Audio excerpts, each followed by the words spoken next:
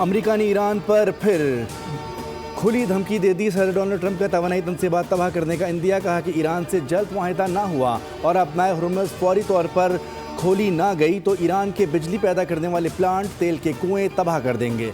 خارق جزیرہ سمیت اہم توانائی تنصیبات کو مکمل طور پر برباد کیا جائے گا۔ امریکی صدر کو مذاکرات کی کامیابی کا بھی یقین ہے۔ ڈونلڈ ٹرمپ نے نیو یارک پوسٹ سے گفتگو میں کہا کہ پاکستانی ثالثی سے مذاکرات میں پیش رفت جاری ہے۔ لگتا ہے مشتبہ خامنائی شدید زخمی اور بری حالت میں ہیں۔ ایرانی اسپیکر کے بارے میں ایک ہفتے بعد بتاؤں گا، تب تک ہم بہت کچھ جان لیں گے۔ ایران کے تابڑتوڑ جوابی حملے، امریکی اور صہیونی فوجیوں اور پائلٹس کے ٹھکانوں کو نشانے پر رکھ لیا۔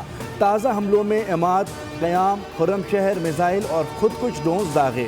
اسرائیل کے جنوبی صنعتی علاقوں میں بھی شدید حملے، فیکٹری کو نقصان پہنچا، کئی افراد زخمی ہو گئے۔ حیفا کی آئل ریفائنری میں آگ بھڑک اٹھی، دھوئیں کے سیاہ بادل چھا گئے۔ کویت میں پاور اور واٹر ڈیسیلینیشن پلانٹ پر حملہ، ایک مزدور جان سے گیا۔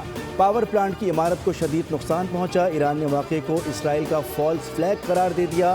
بغداد انٹرنیشنل ایئرپورٹ کے قریب امریکی ایئر بیس پر راکٹ حملے میں ایک طیارہ تباہ ہو گیا۔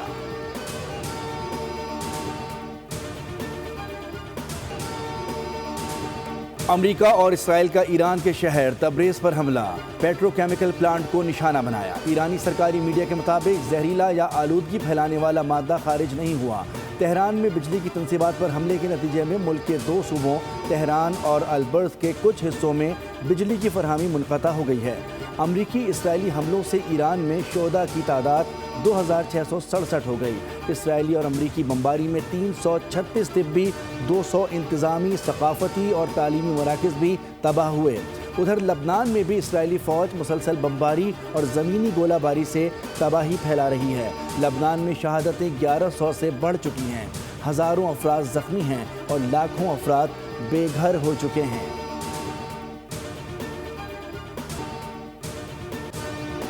امریکی صدر ڈونلڈ ٹرمپ کی امریکہ میں فوجیں اتارنے سے متعلق 4 دہائی پرانی ویڈیو سامنے آ گئی۔ 1987 کے ایک انٹرویو میں ڈونلڈ ٹرمپ کہہ رہے ہیں کہ امریکہ کو ایران کے اندر گھس کر تیل کی بڑی تنصیبات میں سے ایک پر قبضہ کر لینا چاہیے۔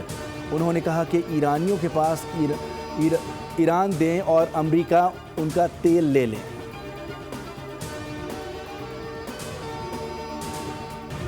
عوام کو تنہا نہ چھوڑیں، قیمتوں کا بوجھ کم کرنے کے لیے ہر ممکن اقدامات کیے جائیں، صدر مملکت آصف علی زرداری کی ہدایت۔ ایوان صدر میں اعلیٰ سطح کے اجلاس کا اعلامیہ جاری۔ وزیر اعظم شہباز شریف، 4 صوبوں اور گلگت بلتستان کے وزرائے اعلیٰ جبکہ وزیر اعظم آزاد کشمیر بھی شریک تھے۔ اجلاس کو بتایا گیا کہ عالمی بحران کے باوجود ملک میں موجودہ ایندھن کے ذخائر کافی ہیں۔ تیل کی قیمتیں بڑھانے کی تجاویز بار بار وزیر اعظم نے مسترد کی۔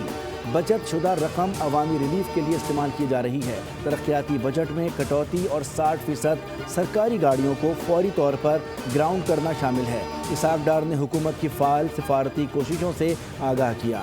اس سے قبل صدر آصف علی زرداری سے وزیر اعظم شہباز شریف کی ملاقات ہوئی۔ خطے کی بدلتی صورتحال اور اس کے پاکستان پر اثرات کا جائزہ لیا گیا۔ ملاقات میں قومی سلامتی کے مشیر لیفٹیننٹ جنرل عاصم ملک، اسحاق ڈار، بلاول بھٹو اور وزیر داخلہ محسن نقوی بھی موجود تھے۔ خطے میں جاری کشیدگی صرف ٹرمپ ہی رکوا سکتے ہیں، مصری صدر عبد الفتاح السیسی کی ٹرمپ سے درخواست، بولے آپ کے سوا کوئی یہ جنگ نہیں ختم کروا سکتا۔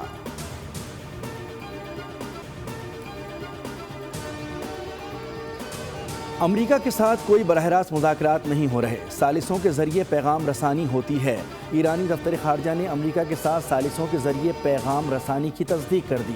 ترجمان اسماعیل بقائی نے کہا کہ امید ہے متحدہ عرب امارات ایرانی شہریوں کے ساتھ دور اندیشی سے پیش آئے گا۔ میں جو نا ابھی یاسر کو شہید ہوئے کافی دن ہو گئے، لگ بھگ ایک ہفتہ ہو گیا ہے، اور ہم نے بہت جدوجہد کی ہے، مگر ہمیں جو ہے نا حکومتی سطح پر کوئی بات چیت نہیں ہوئی اور کوئی ہمیں مدد نہیں ملی ہے۔ ایران میں میزائل حملے میں شہید کراچی کے علاقے ماڑی پور کے نوجوان یاسر خان کی میت پاکستان نہ لائی جا سکی۔ میت 7 روز سے ایران کے سرد خانے میں پڑی ہے۔ شہید کے اہل خانہ کا کہنا ہے کہ واقعے کے بعد حکومتی سطح پر کوئی رابطہ نہیں کیا گیا۔ مطالبہ کیا کہ یاسر کی میت فوری وطن واپس لائی جائے، لواحقین کے حوالے کی جائے۔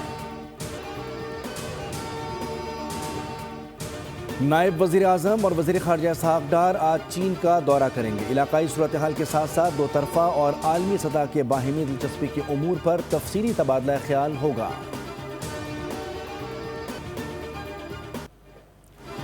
غزہ کی تباہی پر ہنسنے والوں کی آج اپنی ہی جان پر بنائی۔ ایرانی میزائلوں سے خوفزدہ اسرائیلی خاتون ویڈیو بنا رہی تھی کہ ایک میزائل گھر کے قریب آ کر گرا تو دیوانہ وار چیخنے لگی۔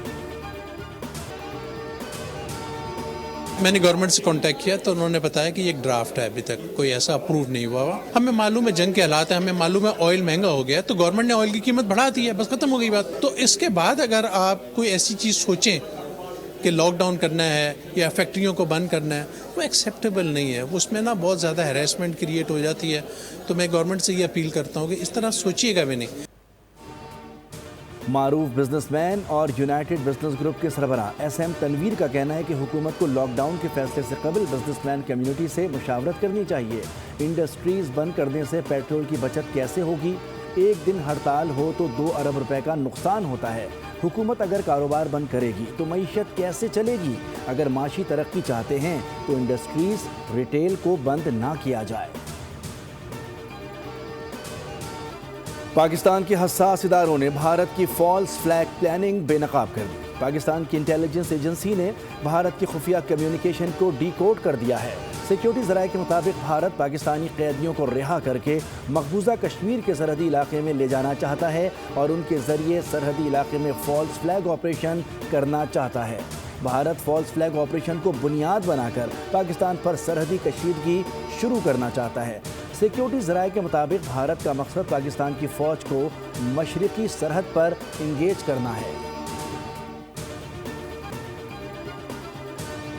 جسٹس محسن اختر کیانی نے حکومت کو ایک تجویز دی ہے نکاح نامے میں ترمیم کی کہ شادی کے دوران شوہر جو جائیداد بنائے گا، یہ جائیداد کا جو آدھا حصہ ہوگا وہ بیوی کو ہوگا۔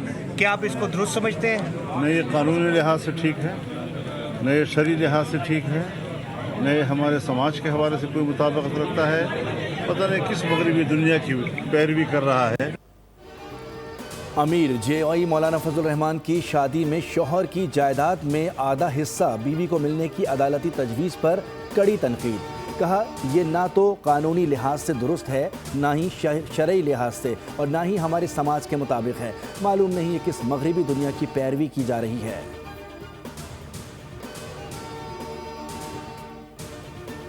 ملک کے مختلف شہروں میں بارش کا سلسلہ وقفے سے جاری۔ پوٹوہار میں بارش نے جل تھل ایک کر دیا، اسلام آباد میں درخت گر پڑے، جہلم اور پنڈی میں بھی بادل جم کر برسے۔